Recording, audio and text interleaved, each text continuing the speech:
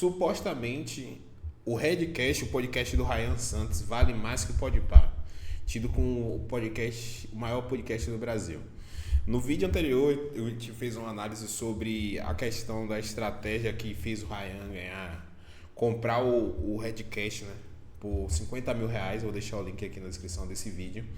E a gente vai entender hoje como é que ele conseguiu fazer com que o Redcast, que não é nem o top 10, top 15 maiores podcasts do Brasil, é um dos maiores, mas não está nesse nível ainda, tenha uma precificação, um valuation, né, maior do que o Podpah, que é o maior podcast do Brasil atualmente, em 2025. Salve, rapaziada, aqui é o Ryan Santos, direto do Hotel W em Barcelona, e hoje eu quero explorar um pouco mais o fato do vídeo de ontem sobre compra e venda de podcasts. Hoje eu vou contar a minha história com podcast, o Mundo Ryan Podcast, depois a tentativa de comprar o Flow, a tentativa de comprar o Charla e o sucesso, o êxito de ter comprado o Redcast. Antes disso, para quem não me conhece, eu sou formado em 3 cursos pela Universidade da Pensilvânia, da Wharton School, mesma universidade que formou Donald Trump, Elon Musk, Warren Buffett. Eu escrevi 12 livros, 11 deles best-sellers, o 12º só não virou best-seller porque não foi lançado ainda. Eu falo 9 idiomas e vendi uma empresa por mais de R$100 milhões em 2022. Para quem não sabe, essa empresa que ele vendeu é a KiwiFi.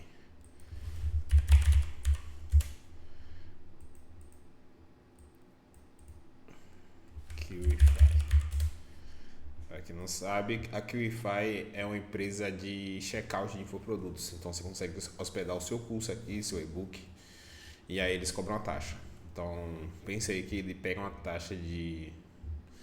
Bora ver aqui hoje quanto está a taxa da KiwiFi.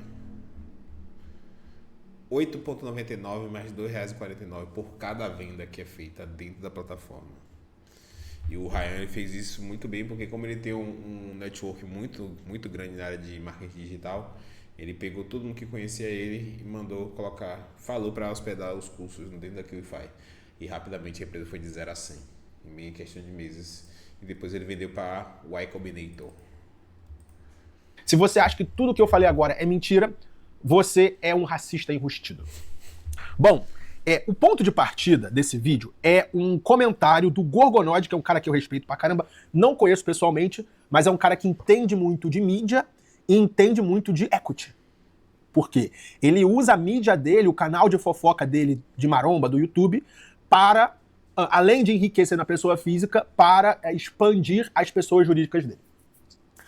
O Gorgonoid trouxe o seguinte questionamento. Será que o Podpah vale isso tudo, uma vez que ele está muito atrelado aos entrevistadores? Na minha opinião, só vale a pena investir um valor tão alto assim em um podcast como eles, se tiver algum contrato de pelo menos 10 anos de ter que permanecer lá e devolver o dinheiro caso saiam. Muito interessante porque ontem eu falei que o Redcast foi vendido por um valor um pouco abaixo de R$10 milhões.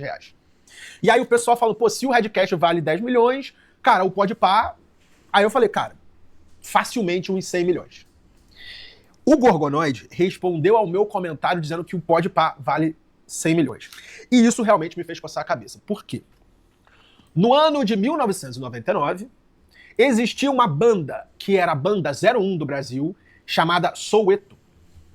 Soweto tinha um grande, ultra carismático vocalista, com uma voz maravilhosa, chamado Belo. E um jogador chamado Denilson, de 22 anos, estava com dinheiro sobrando daquela que foi a maior transação da história do futebol brasileiro até aquele momento, a venda do Denilson do São Paulo para o Betis. E ele, para diversificar seus investimentos, falou, pô, eu vou investir numa banda de pagode. O Denilson, sei lá, pagou $1 milhão, não sei o valor ao certo, pela banda de pagode. Poucos meses depois, o Belo saiu e o Soweto passou a valer zero. Esse é o problema de você ter a sua marca 100% atrelada a uma pessoa. Você tem a sensação que aquela pessoa é totalmente insubstituível. E se você não tem processo, você não sabe diversificar a sua marca, como eu falei no outro vídeo, se sua marca é você, sua marca não tem escala. porque se você morrer, sua marca vai morrer contigo. É por isso que o ideal é quando você tem uma gestão de brand, inclusive a gente tem um vídeo aqui sobre brand, muito interessante, que é um dos principais erros que a galera comete, é que você, lógico, utiliza a humanização, utiliza o seu rosto para catalisar, acelerar os resultados da sua empresa, mas é que você separe as suas empresas de você, porque é mais fácil você vender um CNPJ do que vender um CNPJ atrelado a um CPF, né? Ok? Porque, olha só, eu não estou dizendo que o Podpah... não estou dizendo que o Redcast vale mais que o Podpah, mas partindo do pressuposto do efeito Belo, a gente pode tirar certas conclusões. Agora eu vou contar um pouco da minha história com o podcast. Cara, em 2016, eu lancei o podcast Mundo Ryan, eu tinha um blog Mundo Ryan, eu entendi que a mídia escrita estava em baixa, e estava para ficar mais em baixa ainda, e eu entendi que eu precisava diversificar as minhas fontes de renda e fontes de captação de público. O que aconteceu? Eu viajava o Brasil, mais ou menos só Rio, São Paulo e BH, tinha muitos contatos muito bem sucedidos e jovens, eu colocava o meu iPhone na mesa, apertava o Voice Memos e trocava ideia com a pessoa, subia esse arquivo para o Spotify, para o SoundCloud e para o YouTube, colocava a carinha da pessoa lá e o áudio ficava tocando como um podcast de áudio. Isso em 2016. 2018 eu passei a viajar não só o Brasil, mas o mundo e viajar com 2 iPhones igual eu faço hoje. Ó. Tem o meu iPhone de uso e tem o meu iPhone de filmagem. Então eu colocava uma câmera lá, o iPhone de uso em cima da mesa, captando o áudio da conversa, e aí a gente tinha um podcast de vídeo e de áudio ao mesmo tempo. Nessa época do podcast de vídeo, 2018, ele me ajudou muito a captar clientes que me pagavam no início 5, 10, 20, 40, 80 mil reais para fazer parte do meu grupo de negócios, a antiga Kolbe. Então, esse podcast Mundo Ryan... Bora salientar que em 2018 é pré-Flow Podcast. Quem ouvia podcast ou já tinha um costume pelo podcast da Apple, que tinha um aplicativo, ou era alguém que já consumia pelo Spotify, mas era bem pouco. Então, quem consumia podcast naquela época, em suma maioria, eram pessoas de poder aquisitivo alto e pessoas que tinham um nível de instrução mais alto. Porque a cultura de podcast era muito difundida pelo pessoal que tinha iPhone, cada aplicativo do podcast. Eu lembro bastante disso, que eu já cheguei a trabalhar subindo arquivos para podcast. E tinha o SoundCloud. Mas o SoundCloud era mais para música mesmo, era uma forma mais democrática, mas era mais focado nesse público. Uma plataforma para monetizar fora do podcast. Eu tive um patrocinador por alguns meses, esse patrocinador me pagou R$500. Isso em 2018. Esse cara pagou R$500 por mês.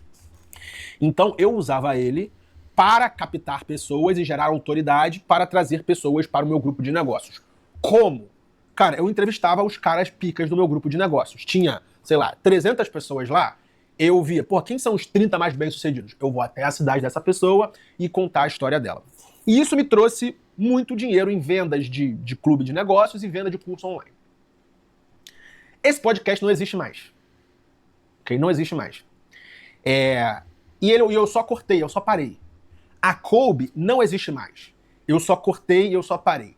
Porque eu não consegui passar para outra pessoa nem a Kolbe, nem o podcast Mundo Ryan. Porque eles eram ultra dependentes da pessoa Ryan Santos. Okay? Segundo capítulo. Difícil você terceirizar algo que tem a genialidade de uma pessoa, né? O network que esse cara tem, ninguém tem. Na verdade, poucas pessoas têm, né? Então é difícil ele substituir isso. Ele fazia muitos eventos presenciais, que ele parava um final de semana, colocava 30, 40, 50 jovens empreendedores. Então não tinha como ele delegar isso. Lógico, tinha a parte de software, de tecnologia, mas você delegar a sua presença é algo muito difícil. Segundo capítulo, o podcast Mundo Ryan, ele era feito presencialmente e aconteceu um negócio chamado pandemia. E eu estava preso na Rússia e eu não conseguiria viajar pelo Brasil entrevistando os meus clientes. O que eu falei? Cara, eu vou criar um podcast remoto, uma classe abaixo do podcast Mundo Ryan, que é o Subcast, onde eu entrevistava os meus clientes jovens abaixo de 25 anos. Por quê? Cara, para posicionar a Kobe como um lugar onde o jovem bem-sucedido abaixo de 25 anos se reúne. E talvez você foi produto disso durante um bom tempo. Jovens que estavam galgando algo na vida sonhavam em um dia pagar 12 mil reais e entrar na Kobe. Ok? Graças a essas histórias de sucesso, com perguntas criptadas, dentro do meu grupo de clientes ali do Sub-25. Em cima disso, a gente usou essas histórias aí bem-sucedidas de moleques, crianças, a maioria com infoproduto e marca digital, inserimos aqui a KiwiFi e trouxemos muita base de clientes lá. Lembrando que antes do Ryan entrar, a KiwiFi não existia, ela era chamada de Kiwi Checkout. E era um checkout de dropshipping. Ryan entrou, a empresa trocou de nome, o Instagram da KiwiFi.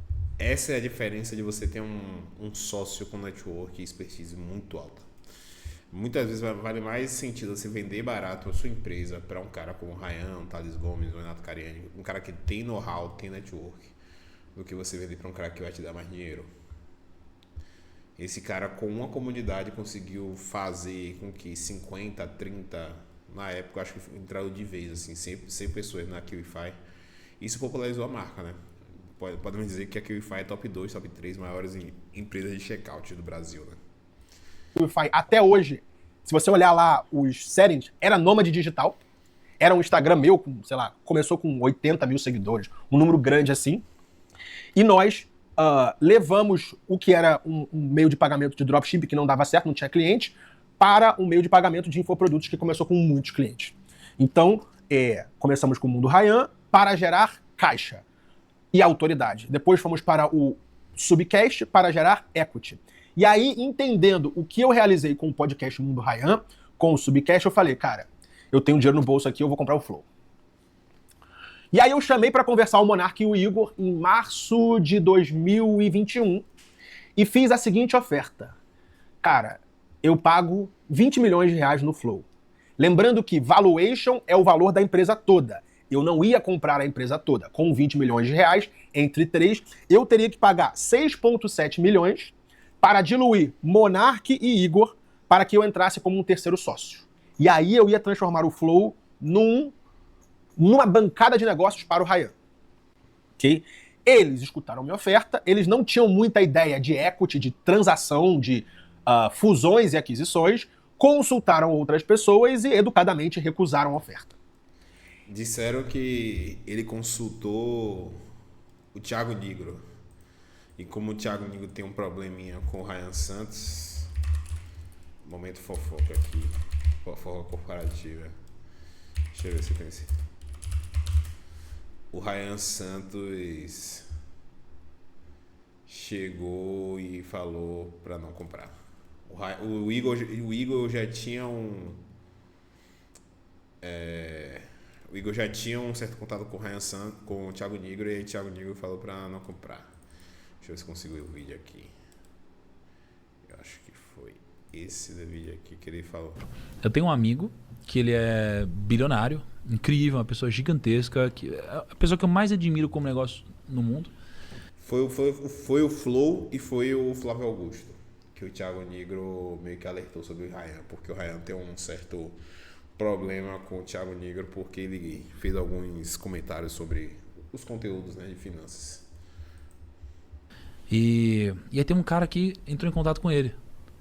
E aí esse meu amigo chegou pra mim e falou, olha a pessoa que eu marquei uma reunião. Eu falei assim, o quê? Você tá louco, desmarca essa reunião agora. Você não sabe quem é essa pessoa. Eu sei quem é essa pessoa. Ele foi e desmarcou a reunião.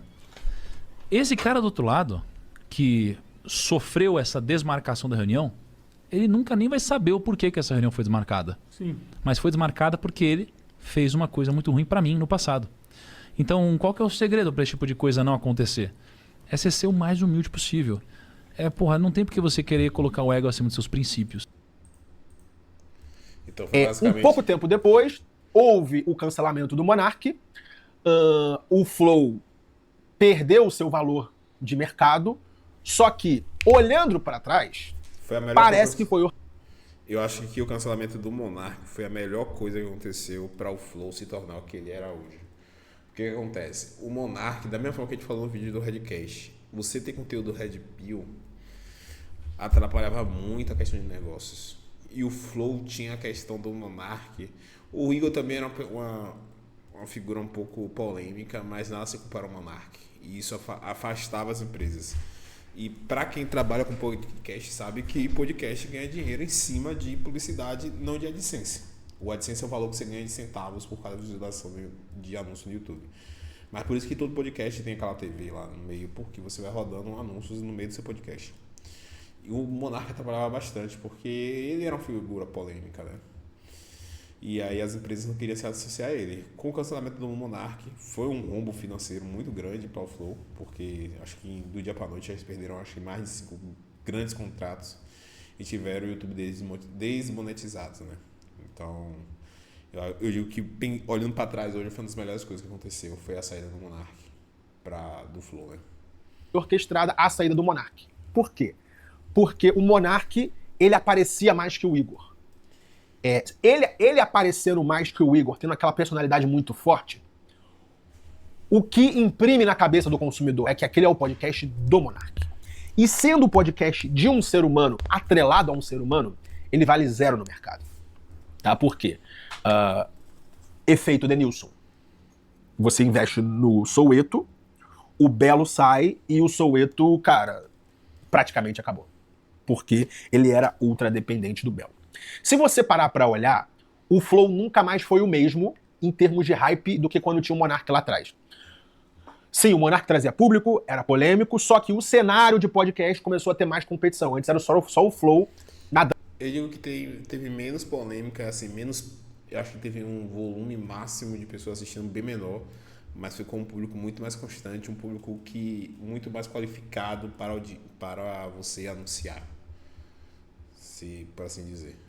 Dando de braçada. E aí veio Podpah, Vilela, Ticaracatica, o próprio Redcast, podcasts femininos aí que acabaram não sobrevivendo, o Petri, vários podcasts aí que competiram com o próprio Flow. Só que assim, hoje o Flow é muito mais uma instituição porque não depende só do Igor. Existem outros ativos ali, ativos monetizáveis, e com isso faz com que a empresa tenha algum valor. Entendeu? Exato. Bom, então estamos trazendo do pressuposto de podcast Mundo Ryan, depois Subcast, depois uma tentativa frustrada de comprar o Flow, outra tentativa frustrada de comprar o Charla. Os caras nem me deram papo, pelo menos o que foi comprado pela Globo, o Charla agora é da Globo. Eu tenho informações, supostamente, foi mal. O Charla foi supostamente comprado pela Globo, tá? Bom, com o Monark e o Igor eu até sentei pra conversar e negociar. Com o Charla os caras nem me deram um assunto. E aí chegou a hora... E eu acho que o Charla foi comprado pela Globo pelo seguinte fato de quem assiste Charla não assiste Globo. E o que acontece? É muito mais fácil a Globo, com o poder aquisitivo que ela tem de influência, comprar um Charla e falar assim, fica aí no canto, produz conteúdo da mesma forma, continue adquirindo as pessoas que nunca vão assistir Globo, que não gostam da Globo, o homem que gosta de futebol, que acha a Globo horrível, e a gente vai continuar fazendo o jornalismo esportivo que a gente sempre faz, do que tentar modificar, adicionar na Globo gente que faça um podcast parecido com Charla. Então foi uma decisão acertada. Algumas pessoas supostamente falam que também a Globo comprou a Live Mode, né? Que é a empresa que é dona do canal do Casimiro, né? Casa TV. Eu já era patrocinador do Redcast. Uma coisa que eu notei, cara, o Redcast cobrava papo de R$1.000 por mês pra eu patrocinar. Aí você pensa, cara, você roda R$1 milhão por mês em anúncio de Google Ads, e Meta Ads e TikTok Ads. O cara que tem um podcast hypadinho me cobra R$1.000 por mês com 8 episódios, era tipo R$150 pra patrocinar um episódio, entendeu? Eu entendi, esses caras aí não sabem nada de dinheiro. E aí eu cheguei assim, trouxe os caras pra perto, trouxe pro evento da Kobe em Goiânia e falei assim, eu quero ser sócio de vocês. E minha oferta é 50 mil por 20% da empresa. Vai continuar do jeito que é. eles iam se diluir, ao invés de ser 50% cada, ia ser 40 um, 40 o outro, e eu com 20. E eu ia ser, cara, um sócio estratégico. Um dos sócios preferiu sair. Então eu tive que pagar 50 para ele e depois injetar dinheiro na empresa. A primeira oferta era os 50 mil iam direto para a empresa. Paguei 50 para o primeiro sócio e aí realmente a gente levantou o Redcast. Vamos voltar para o comentário do Gorgonoide. Será que o Podpah vale isso tudo, uma vez que ele está muito atrelado aos entrevistadores? Cara, o ponto positivo do Redcast é que ele não está atrelado à imagem dos apresentadores. Sim. Saiu um apresentador, o negócio, ao invés de cair, ele cresceu. Okay? E aí ficou com um apresentador só, aí depois entramos com outro co-host que cresceu mais ainda. Então, o que eu acredito é, o dia que o Júnior virar CEO, diretor... E se eu não me engano, eles já estão fazendo isso. Deixa eu ver aqui, Redcast.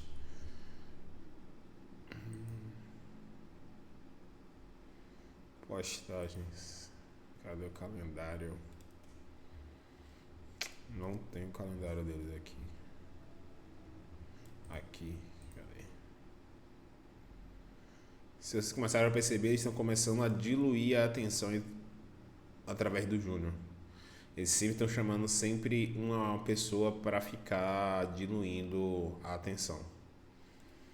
Ou chamar talvez um co-host, né? Para dividir a atenção. Sair da câmera e contratar um apresentador profissional, cara, o podcast não vai sentir. Por quê? Porque, ao contrário de Monark, ao contrário dos caras do Podpah, ao contrário do Vilela, a marca é mais forte que o apresentador. E tendo a marca mais forte que o apresentador, você consegue ter uma empresa em volta disso. Você não está dependente de um ser humano. E, cara, eu provei com o meu próprio exemplo. Meu podcast, cara, faturava aí 500 mil, 1 milhão por ano. E faturava muitos outros milhões para as minhas empresas. Eu parei de trabalhar naquele podcast, faturou 0. A empresa, eu parei de trabalhar nela, faturou 0. Então, não... Exato. E um recado muito importante aqui. Se você quer saber como é que você estrutura, né, toda a parte de mídia da sua empresa, toda a parte de captação, eu te convido a conhecer nosso guia aqui. Eu vou deixar os 2 links aqui na descrição desse vídeo. Para você aprender, empresário, a editar vídeos e fazer artes no Canva. São as ferramentas básicas que você precisa saber. Ou você precisa ter pelo menos a ciência de como fazer isso para você poder delegar. Porque com essas 2 ferramentas, são ferramentas que você paga... Tem um plano gratuito, você já consegue fazer muita coisa, mas o CapCut, você paga R$30 por mês, você consegue fazer um filme no CapCut, literalmente. E com o Canva você consegue fazer toda a questão de publicação para o seu Instagram utilizando essa ferramenta. Então, são 2 ferramentas bem básicas e muito importantes e muito impactantes para a questão de posicionamento digital e você conseguir produzir conteúdo. Eu vou deixar o link aqui na descrição desse vídeo mostrando como é que você pode aprender a montar toda essa parte de estrutura aqui para a internet utilizando essas 2 ferramentas. Não tinha nenhum valor de mercado. Essa transação aí do Redcast por quase 10 milhões de reais mostra que, cara, tem uma empresa de mídia ali por trás que não é Exato. Dependente de um ser humano. Vou terminar de ler aqui. Na minha opinião, só vale a pena investir em um valor tão alto assim em um podcast como eles, se tiver algum contrato de pelo menos mais 10 anos de ter que permanecer lá e devolver o dinheiro caso saia. Então, em teoria, em termos de números, o podcast valeria, cara, não pode pá, cara, podia valer uns... Vamos chutar aqui, 200 milhões de reais no mínimo. Essa é só pegando os números de faturamento, valor de marca e tal e coisa. 200 milhões de reais. Só que, na prática, o Podpah vale 0. Por quê? Não vale 0. O Vilela vale 0. O Podpah vale, sei lá, de 200 milhões de reais, vale, sei lá, perto de 10, 20. Por quê? Se tirar os caras, acabou o bagulho. Se você colocar outro apresentador, as pessoas vão ficar ali pedindo os caras originais. Exato. Tá? O Podpah não é tão grave porque são 2. Igual aconteceu com o Flow. E o Gorgonoide deu uma excelente saída. Cara, dá pra vender o Podpah por centenas de milhões? Dá. Se você amarrar muito bem o Mítico e o Igão num contrato de longuíssimo prazo, com várias cláusulas tipo, ó, se você falar mal de judeu, você tem que me pagar multa centimilionária. Se você largar o Podpah, você tem que me pagar uma multa centimilionária. Então, para eles, não faria tanto sentido você receber um dinheiro grande para virar CLT de novo, para virar escravo e não poder falar certas coisas e agir de certas maneiras com o risco de perder muito, muito, muito dinheiro. Então, cara, eu acredito que nessa altura do campeonato, por causa do risco belo, o Redcast ele tem um potencial interessante, não diria que vale mais do que o Podpah, mas ele tem um potencial interessante de virar uma empresa de mídia sem cara. Por quê? Nas minhas outras empresas, sim, eu fiz dinheiro, mas elas estavam muito atreladas à minha cara e eu não consegui vender e passar para outra pessoa. Uma última observação, a gente não vendeu o Redcast inteiro por quase 10 milhões, não. A gente vendeu uma porcentagem, Júnior continua sócio, eu continuo sócio, e o sócio novo, que é um cara muito pica do mercado, ele tem um valor ali minoritário da empresa. Bom. É isso, pessoal. Espero que esse vídeo aqui você tenha aprendido um pouco mais sobre valuation de empresa. E se você gostou desse conteúdo, te convido a se inscrever no nosso canal e a curtir esse vídeo, porque eu te garanto, tem muito conteúdo que vai fazer você empresário. Conteúdo prático, conteúdo do dia a dia, conteúdo que vai fazer a sua empresa vender mais utilizando a internet. Por quê? A internet é a principal forma de você conseguir vender mais com o custo de aquisição de cliente cada vez menor. Porque você vai transformar a sua empresa num canal de mídia. Se você tivesse que fazer isso aqui que a gente está fazendo há 10 anos, você teria que pagar no mínimo 50 mil reais para a TV Globo. E hoje você consegue transformar. Botando na sua cara, botando na cara dos seus funcionários, transformando o posicionamento da sua marca de forma estratégica utilizando a internet. E é isso que a gente traz aqui nesse canal todos os dias, com conteúdos mega práticos e que fazem resultados reais na vida de empresários. Nossa empresa tem mais de 6 anos no mercado, trazendo diversas ferramentas do marketing digital para você. É isso, muito obrigado e boas vendas para você aí.